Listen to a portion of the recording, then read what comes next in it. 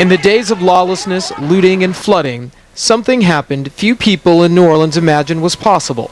Hundreds of police officers, like Lieutenant Henry Waller, abandoned their fellow officers and thousands of evacuees when they were needed most. I defended by saying that I left them in a bad situation, but I would have been leaving my wife in a worse situation. Waller has been a New Orleans cop for 8.5 years. He's stationed at the 1st District downtown.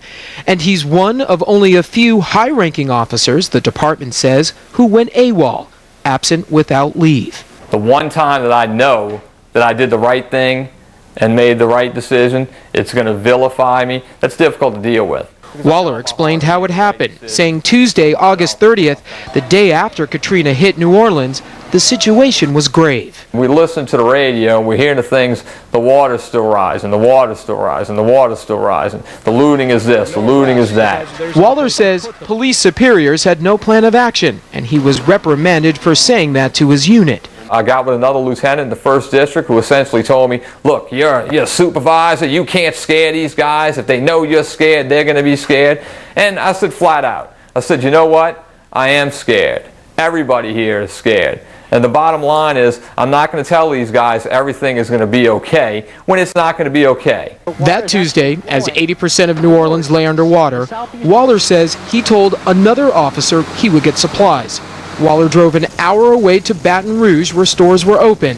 It was also where his wife was staying with his family. She was upset, fearing something had happened to her father in hurricane-damaged Mississippi.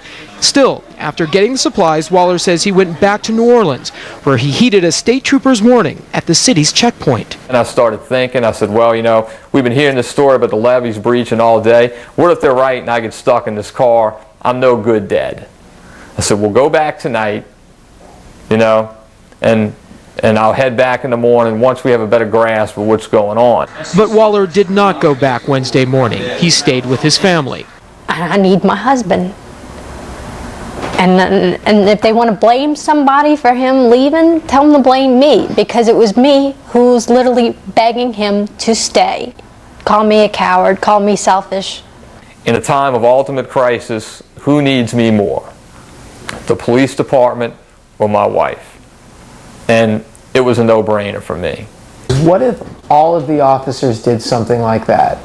Once you've taken an oath of protection, who's there to protect the people? That's a tough question to answer, only because I know that not all the officers are going to do that, you know. But enough did. Nearly a quarter of the entire force went AWOL.